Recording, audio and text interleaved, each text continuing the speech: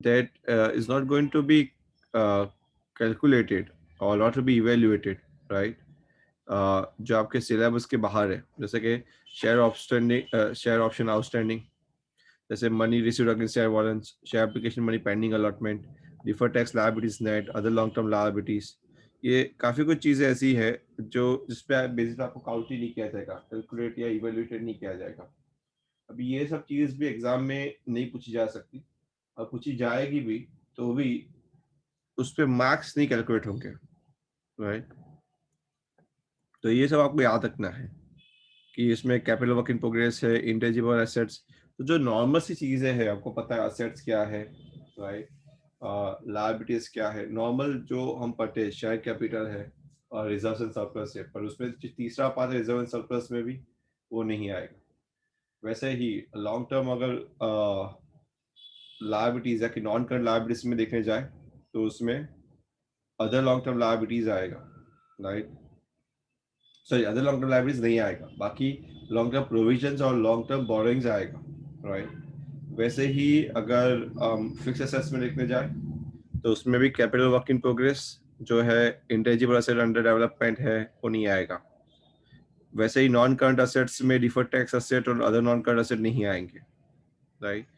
वैसे ही cash and cash equivalence की बात की जाए तो ये सब कैश एंड कैश इक्विवेलेंस नहीं आएगा, जैसे कि ये मार्क बैलेंस विद बैंक है, balance with banks held as margin money है, सिक्योरिटी अगेंस्ट बोरोइंग है, तो ये सब कुछ वो सब चीजें जो नहीं आएगी, राइट? या फिर अदर कमिटमेंट्स है। तो यानी काफी कुछ चीजें ओमिट कर दी गई है, राइट? जब हम अदर करंट एसेट्स की बात भी करें तो उसमें क्या क्या चीज आएगी? सिर्फ प्रीपेड एक्सपेंसेस, अक्रूड इनकम और एडवांस टैक्स, राइट? तीन ही चीज आएगी इसमें भी। समझ में आ रही है?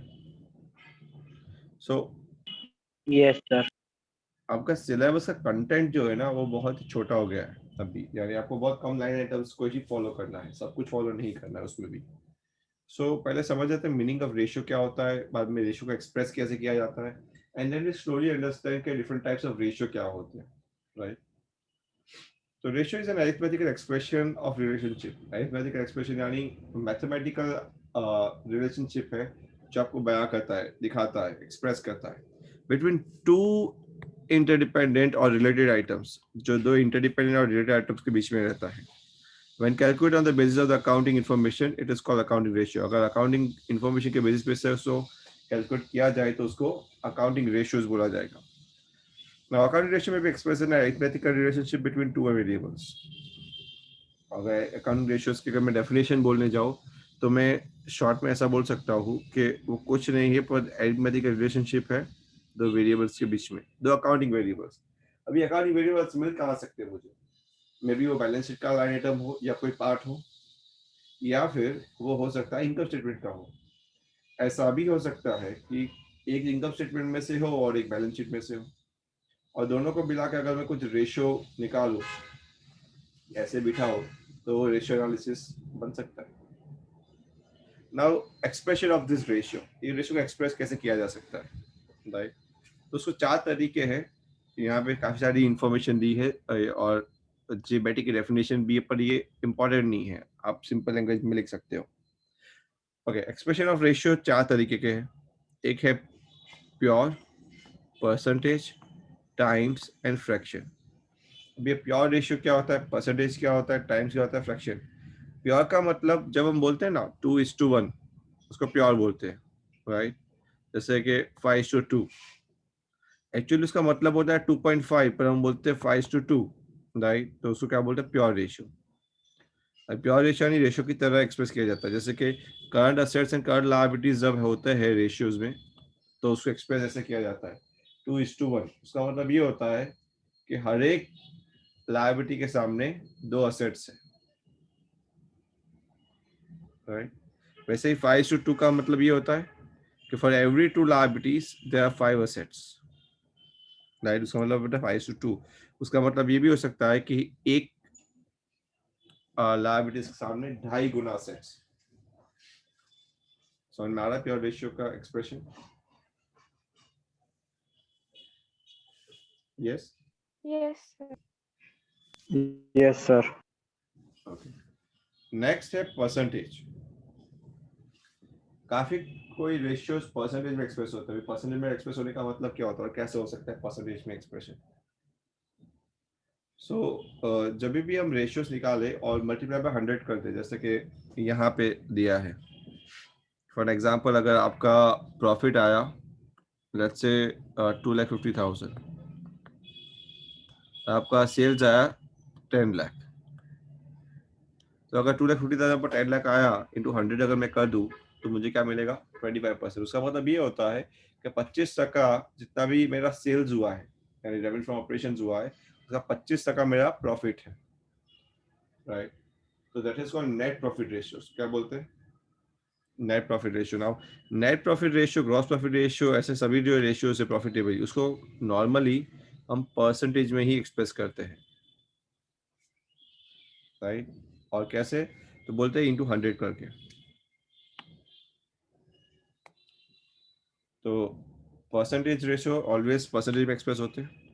नेक्स्ट, टाइम्स का कुछ रेशियो ऐसे होते हैं जो टाइम्स में एक्सप्रेस होते हैं, नंबर ऑफ टाइम्स। जैसे यहाँ पे भी हमने देखा ना कि 2.5 का मतलब 2.5 टाइम्स होता है। जैसे उसमें अगर आपको एक प्योर फिगर मिल जाए तो नंबर ऑफ टाइम्स ही बोला जाएगा। जैसे एग्जांपल यहाँ पे दिया ट्रेड पेएबल टर्नओवर रेशियो है, नेट क्रेडिट परचेजेस है, एवरेज ट्रेड पेएबल, यानी कुछ रेशियो ऐसे होते हैं जो कितना गुना है वो एक्सप्रेस होते हैं। यानी उसमें क्या होता है, ये परसेंटेज नहीं होता, राइट? सिर्फ नंबर ऑफ टाइम्स होता है। Once you get to know number of times, right, तो उसका मतलब उसका क्या बोलते हैं, उसका इंटरप्रिटेशन इस हिसाब से होता है कि वो उतना गुना है, नंबर ऑफ टाइम्स, वैसे ही बोला जाता है उसको। और कुछ रेशियो ऐसे होते हैं जो फ्रैक्शंस में एक्सप्रेस होते हैं, जैसे कि 3/4। तो 3/4 को क्या बोलते हैं? 0.75, राइट? हम देखेंगे, खैर ये एक्सप्रेशन अलग रेशियोज अपने अपने हिसाब से बदलता है। आपको ये याद रखना है कि कौन सा रेशियोज कैसे एक्सप्रेस होता है, राइट? उसको आपको याद रखना पड़ेगा। तो हम देखेंगे जैसे जैसे रेशियोज आएंगे वैसे वैसे उसका एक्सप्रेशन बदलेगा। यानी यहाँ पे भी लिखा है कि कुछ express in terms of days भी होता है, राइट? फ्रैक्शंस में भी कैसे होता है? दिन से होता है, जैसे कि 73 डेज। जैसे एवरेज कलेक्शन पीरियड है, एवरेज पेएबल पीरियड है, तो वो देखेंगे हम। Now meaning of ratio analysis, उसका मीनिंग क्या है? हमने मीनिंग ऑफ रेशियो समझा, अकाउंटिंग रेशियो का मीनिंग समझा। भी रेशियो एनालिसिस का मीनिंग क्या? तो बोलते हैं कि N analysis of financial statements with the help of accounting ratios समझ रेशियो एनालिसिस। अगर अकाउंटिंग रेशियोज के बेस पे कोई एनालिसिस किया जाए, सिंपल लैंग्वेज में, सिंपल डेफिनेशन है, तो उसको रेशियो एनालिसिस बोलते हैं, राइट? मायर्स की डेफिनेशन भी कुछ इस हिसाब से ही है। तो कहने का मतलब रेशियो एनालिसिस का मतलब ये है कि हम पहले रेशियोज निकालेंगे और उसके बाद उसको समझेंगे भी। खैर मैं एक चीज बता दूं आपको कि रेशियो एनालिसिस जो है वो आपके सिलेबस के बाहर है, यानी एनालिसिस नहीं करना है आपको, सिर्फ निकाल के छोड़ देना है उसको। एनालिसिस आपके सिलेबस में तो नहीं आता है, पर यहाँ पे क्योंकि चैप्टर का नाम ही है रेशियो एनालिसिस, आपको मीनिंग समझाया गया है सिर्फ। Move on. ऑब्जेक्टिव और रेशियो एनालिसिस क्यों किया जाता है ये सब? तो क्या अभी तक आपने जो पढ़ा अकाउंट्स में, वो सिर्फ अकाउंट्स लिखने के तरीके आप में आ रहे हैं। प्रॉफिट कैसे निकाला जाता है, लॉस कैसे फाइंड आउट होता है, बैलेंस शीट टैली कैसे होती है, वो सब आपने पढ़ा। पर ये कभी ये नहीं समझाता आपको कि इससे मतलब क्या है ये सब का। ना ऑब्जेक्टिव ऑफ रेशियो एनालिसिस सबसे बड़ा क्या होता है, फाइनेंशियल मैनेजमेंट का एक टूल है जिससे आपको काफी सारे मतलब समझ में आते हैं। सबसे पहली चीज कि आप अकाउंटिंग इंफॉर्मेशन को सिंप्लीफाई कर सकते हो, नंबर 1, राइट? आप लिक्विडिटी को डिटरमाइन कर सकते हो एंड शॉर्ट टर्म सॉल्वेंसी को डिटरमाइन कर सकते हो, राइट? लिक्विडिटी का मतलब ही होता है शॉर्ट टर्म सॉल्वेंसी, यानी शॉर्ट टर्म में बिजनेस के पास का इतने पैसे हैं कि वो अपने फाइनेंशियल ऑब्लिगेशन जो है, फाइनेंशियल पैसे जो देने हैं वो दे पाए, पर वो शॉर्ट टर्म में। और वैसे ही लॉन्ग टर्म में भी, राइट? सो शॉर्ट टर्म की लिक्विडिटी पोजीशन देखेंगे, कुछ रेशियो ऐसे है जो लॉन्ग टर्म की लिक्विडिटी पोजीशन दिखाएंगे आपको, राइट। तीसरा ऑब्जेक्टिव ये है कि हम ऑपरेटिंग एफिशिएंसी जान सकते हैं बिजनेस की रेशियो की मदद से, क्या बिजनेस बराबर ऑपरेट कर भी रहा है या नहीं कर रहा है, राइट, या एफिशिएंटली ऑपरेट कर रहा है। फोर्थ, बिजनेस का प्रॉफिटेबल है कि नहीं, तो प्रॉफिटेबिलिटी ऑफ द बिजनेस देख सकते हैं। एंड फिफ्थ, कंपैरेटिव एनालिसिस कर सकते हैं ना। ये कंपैरेटिव एनालिसिस जब हम बात करते हैं तो दो तरीके से हो सकती है, इंटरफर्म एंड इंट्राफर्म। इंटरफर्म का मतलब क्या होता है, दो फर्म के बीच में, और इंट्राफर्म का मतलब होता है वही फर्म के अंदर दो अलग अलग सालों में कंपैरिजन, राइट। तो कंपैरेटिव एनालिसिस खैर हमने देखा ही है एक बार, तो समझ लिया, राइट। ये क्लियर हो रहा है यहाँ तक ऑब्जेक्टिव सबको? Yes, sir. Yes, sir. Right. Now let's move towards the advantages of ratio analysis, right, and limitations. So पहले क्विक देख लेते हैं और उसके बाद क्लासिफिकेशन ऑफ रेशियोज है, उसके बाद रेशियोज चालू होंगे बेसिकली प्रॉपर। तो एडवांटेजेस ये है कि सबसे पहला कि ये रेशियोज एज ए टूल अगर औजार की तरह हम यूज करें तो काफी लोगों को यूजफुल में आता है, राइट। तो it is useful for many, जैसे कि बैंकर्स है, इन्वेस्टर्स है, राइट, क्रेडिटर्स है, ये सबको बहुत यूज होता है ये टूल, क्योंकि इससे ये लोग सब जान सकते हैं कि बिजनेस एक्चुअली कर क्या रहा है। मैंने पहले ही बताया था कि accounts is the language of business. Language यानी समझनी हो आपको तो ये टूल्स का यूज करना पड़ेगा। अगर प्रॉपर टूल्स का यूज करोगे तो ही वो भाषा समझ में आएगी कि क्या कहना चाहते हैं। Point number 2, it simplifies accounting data. Accounting का जितने भी इंफॉर्मेशन है, जितना भी डेटा है, उसको सिंप्लीफाई करता है, right. It main contribution lies in communicating precisely the interrelationship between existing various elements. वो क्या करता है कि काफी सारे पहलू होते हैं अकाउंट में, अगर आप प्रॉफिट एंड लॉस में देखने जाओ या फिर बैलेंस शीट में देखने जाओ तो सबको वो इंटर रिलेट करता है, राइट। तो काफी कॉम्प्लेक्स आपको अकाउंटिंग डेटा दिखता है, पर उसका कोई मतलब समझना है तो अकाउंटिंग रेशियोज का यूज किया जाता है। अकाउंटिंग रेशियोज ऑपरेटिंग एफिशिएंसी के लिए, बिजनेस कैसे इतनी अच्छे से एफिशिएंटली ऑपरेट कर रहा है उसके लिए भी यूज होता है। उसका फाइनेंशियल हेल्थ कैसा है, परफॉर्मेंस कैसा है, और खास करके, राइट, ये हेल्प करता है to understand liquidity, solvency, profitability positions, right. तो बिजनेस की लिक्विडिटी पोजीशन कैसी है, सॉल्वेंसी यानी कितना सॉल्वेंट है, यानी कि कितना सदर है, कितना बिजनेस टिक पाएगा आने वाले टाइम में, और प्रॉफिटेबिलिटी यानी कितना कमा रहा है। Useful for forecasting. काफी टाइम क्या करते हैं कि रेशियोज निकालने के बाद वो ग्राफ पेपर पे प्रोजेक्शन बनाते हैं, पहले रेशियो कितना था, अभी रेशियो कितना हुआ, जिससे एक ट्रेंड बनता है, ट्रेंड लाइन बनती है, राइट, रेशियोज की। तो क्या वो ट्रेंड लाइन ऊपर जा रही है, राइट, या फिर वो ट्रेंड लाइन नीचे आ रही है, वो देखा जाता है, राइट। डिपेंड करता है कि कौन सी ट्रेंड लाइन्स आप यूज करते हो। तो उसकी मदद से आपको ये समझ में आता है कि फ्यूचर में क्या होगा, ये रेशियो या फोरकास्ट कैसे होगा, बिजनेस कौन सी दिशा तरफ, कौन सी जगह जा रहा है। Point number 5, useful in locating weak areas. ये आपको वीक एरियाज को लोकेट करने में भी बहुत यूजफुल है, right. The management can pay attention to the weakness and take remedial actions. वो वीकनेस जान सकता है मैनेजमेंट, और अगर कुछ लगे तो वो उसके एक्शंस भी ले सकता है, remedy. Point number 6, useful in inter-firm and इंट्राफर्म comparison. वो इंटरफर्म यानी दो फर्म के बीच में, और इंट्राफर्म यानी एक ही फर्म के बीच में दो अलग अलग सालों के बीच में कंपैरिजन कर सकते हैं, जिसको हम डेफिनेटली क्रॉस सेक्शन एनालिसिस भी बोलते हैं, या फिर टाइम सीरीज एनालिसिस की, यानी अलग अलग टाइम पीरियड में कर सकते हैं आप एनालिसिस, राइट। तो ये तो आप देख चुके हो, इवन डेफिनेटली कंपैरेटिव में भी आप देख चुके हो कि कैसे टाइम सीरीज एनालिसिस किया जा सकता है। क्लियर है यहाँ तक सबको? किसी को डाउट इसमें? 6 पॉइंट एडवांटेजेस, ये आपको 1 और 2 मार्क पे आ सकता है, बहुत ज़्यादा लोड लेने की ज़रूरत नहीं है इसमें, और क्योंकि ये पूछा जा सकता है इसलिए मैं आपको कवर अप करवा रहा हूँ एक बार। ये 6 मार्क का क्वेश्चन नहीं आएगा, मैं बता दूँ आपको वापस, इसमें कोई बड़े क्वेश्चन नहीं आएंगे, और फिर भी मैं कवर अप करवा लेता हूँ 1-2 मार्क में भी कुछ पूछा जा सके तो। बोलिए डाउट किसी को एडवांटेजेस में?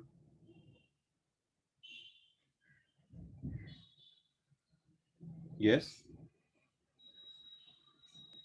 No, no, sir. No, sir. से कोई लिमिटेशंस है? जहाँ 7 लिमिटेशंस राइट यहाँ पे दिए गए हैं रेशियो एनालिसिस के। सबसे पहला है कि फॉल्स रिजल्ट। फॉल्स रिजल्ट यानी वो बोलते हैं कि अकाउंटिंग जो रेशियोज है, अकाउंटिंग के फाइनेंशियल इंफॉर्मेशन यानी फाइनेंशियल क्या बोलते हैं फाइनेंशियल स्टेटमेंट्स के ऊपर से ही आता है। अगर वो ही अच्छे ना हो, यानी if the financial statements are not true and fair, तो उसका रेशियो क्या निकलेगा? फॉल्स पिक्चर देगा। तो फॉल्स रिजल्ट तभी आ सकता है अगर फाइनेंशियल स्टेटमेंट्स गलत हो। नंबर 1। रेशियोज में सिर्फ और सिर्फ हम क्या करते हैं, हम आंकड़ों से मदद लेते हैं, यानी नंबर्स से, क्वांटिटेटिव चीजों का हेल्प लेते हैं, right. But it ignores the qualitative factors. अभी क्वालिटेटिव फैक्टर्स को इग्नोर करते हैं, यानी क्वालिटेटिव फैक्टर्स यानी क्या? मैनेजमेंट कैसा है, इग्नोर किया जाता है। एम्प्लॉयज के पास कैसी स्किल्स है, इग्नोर किया जाता है। तो ये सब अब ध्यान में नहीं देखते, राइट। इसीलिए क्वालिटेटिव फैक्टर्स को इग्नोर किया जाता है, which may be important decision making, जो शायद इंपॉर्टेंट हो सकता है। यहाँ पे कोई भी रेशियो स्टैंडर्ड नहीं है, right. There is no single standard ratio, क्योंकि मैंने पहले भी बताया आपको कि ये बिजनेस टू बिजनेस है, इंडस्ट्री इंडस्ट्री डिफरेंट रहता है। जैसे मैं एक रेशियो बता दूं, करंट रेशियो। करंट रेशियो आपको ये बताता है कि आपके पास कितना करंट असेट्स है करंट लायबिलिटी को पे करने के लिए, पर इसका कुछ स्टैंडर्ड नहीं है। हाँ, ऐसा बोला जाता है कि 2:1 होना चाहिए, but again industry to industry differs करता है। कंस्ट्रक्शन इंडस्ट्री के लिए कोई और स्टैंडर्ड है, और अगर जैसे fast moving consumer goods industry के लिए कोई और स्टैंडर्ड है, एफएमसीजी गुड्स इंडस्ट्री के लिए। तो सभी के लिए अलग अलग स्टैंडर्ड्स होते हैं, तो इंडस्ट्री टू इंडस्ट्री स्टैंडर्ड बदलते रहते हैं। तो कोई भी रेशियो स्टैंडर्ड नहीं है इसमें, ऐसा मान लो, राइट। इट डिपेंड्स अपॉन कि आप कौन से बिजनेस में हो और कौन सी इंडस्ट्री में। एट टाइम्स ऐसा जो बोला गया कि रेशियोज को कंपेयर किया जा सकता है, राइट, दूसरे के रेशियो के साथ, पर जस्ट मिनट ब्लर हो रहा है, पर ऐसा हो सकता है at times it may not be comparable. At times ये कंपेयर नहीं हो सकता, राइट। क्यों? क्योंकि हो सकता है कि हर एक अलग कंपनी की अलग अलग अकाउंटिंग पॉलिसीज और अलग अलग प्रोसीजर्स हो सके। एक सिंपल एग्जांपल मैं बता दूं तो डेप्रिसिएशन में भी हम क्या करते हैं, कोई कंपनी स्ट्रेट मेथड से डेप्रिसिएशन चार्ज करती है, कोई कंपनी डिमिनिशिंग मेथड से, डिमिनिशिंग बैलेंस मेथड या फिर रिड्यूसिंग बैलेंस मेथड, आरबीएम हम जिसको बोलते हैं, राइट, वो मेथड से यूज करती है। तो अलग अलग कंपनी अलग अलग मेथड यूज करेगी डेप्रिसिएशन की, तो definitely we can not able to compare, right. Point number 5, price level changes are not considered. Always हमको पता ही है, ये तो एक्चुअली डिसएडवांटेजेस इसका नहीं है रेशियो एनालिसिस का, ये तो पूरा अकाउंट्स का है। ये अकाउंट्स में हम कोई भी चीज लिखते हैं, कैसे लिखते हैं, हमने लास्ट और चैप्टर्स में भी देखा, हिस्टोरिकल कॉस्ट कंसेप्ट से लिखते हैं, right.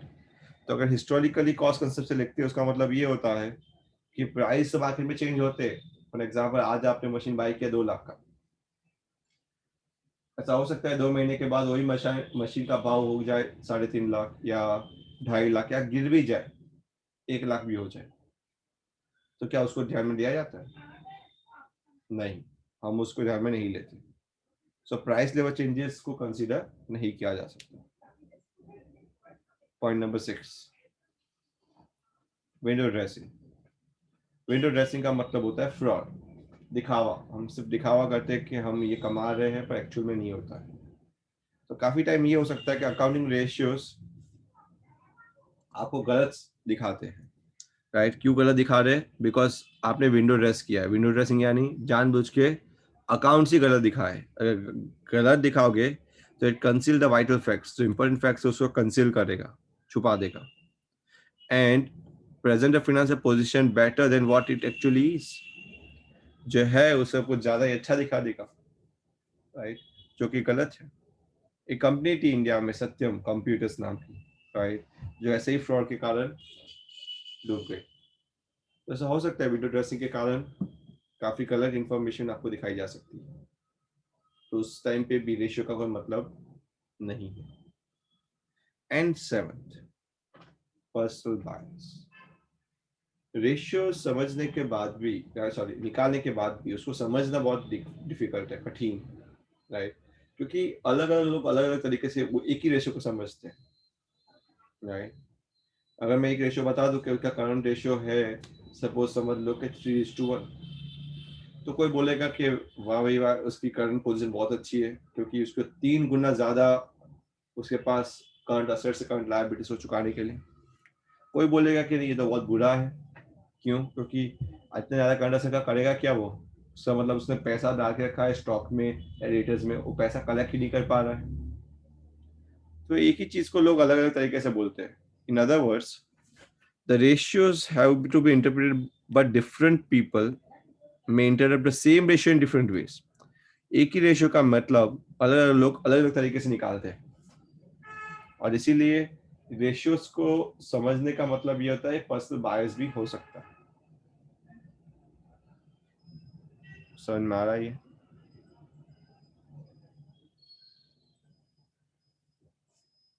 Yes, Yes, sir. Okay, कोई डाउट इसमें मेरा?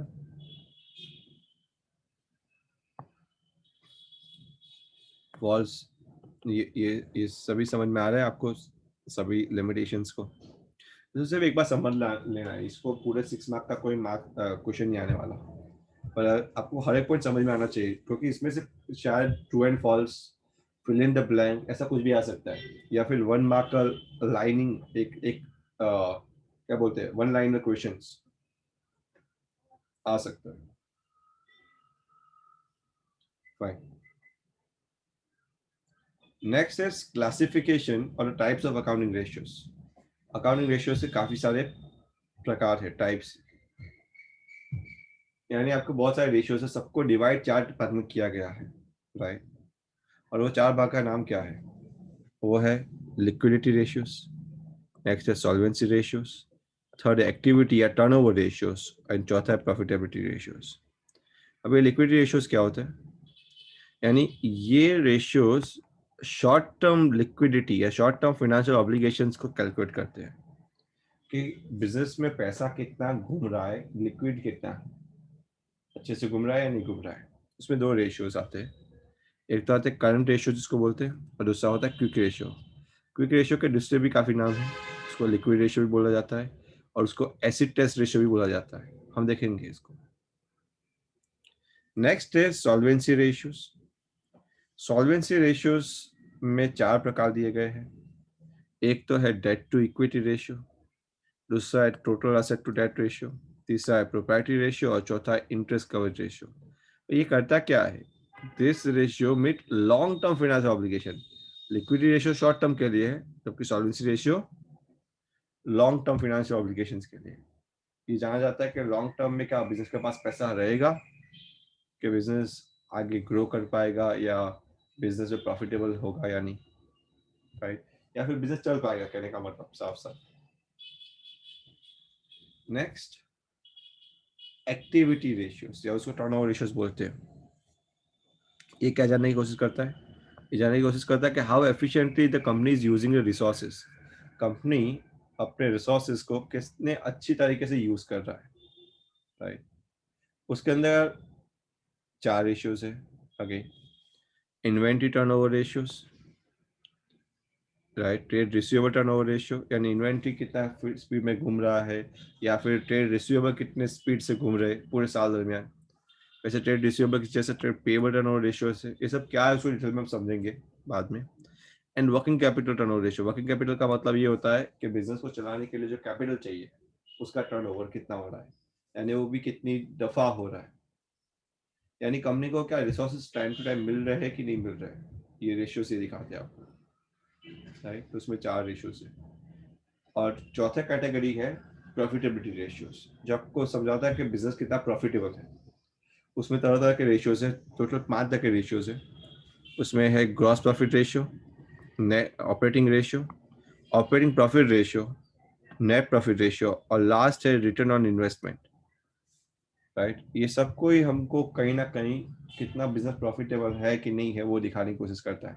सब रेशियो का अपने अपना तरीका है, राइट, समझने का। लिक्विडिटी में 2 रेशियो, 2+4 है, सॉल्वेंसी में 6, 6+4 10 और 5 15, यानी टोटल आपको 15 रेशियो से काम लेना है, 15 रेशियोज, राइट। समझ में आ रहा है? So shall I go further today or shall I stop in here, or tomorrow we want to go for liquidity? कल लेने वाला हूँ मैं, ये मैं बता दूँ आपको, कल संडे है। So Sunday is not a fun day for you. You need to study with me tomorrow. बोलिए, ये आज कवर करूँ या कल करूँ लिक्विडिटी रेशियोज को?